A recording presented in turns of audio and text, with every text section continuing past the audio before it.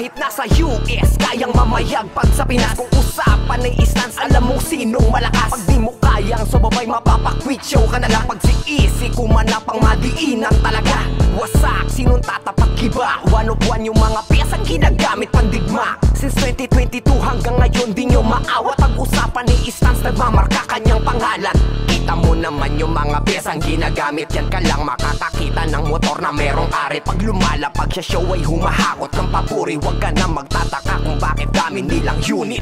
Keeping it easy, lagi mong tatandaan. Dami man gustong sumira, di mo maikailang. Gumuguhit ang pangalan sa larangan, kuminang. Pag-usapan ay isa si Easy, yo lang sa kalam. Keeping it easy, lagi mong tatandaan. Dami man gustong sumira, di mo maikailang. Gumuguhit ang pangalan sa larangan, kuminang. Pag-usapan ay isa si Easy, yo lang sa kalam.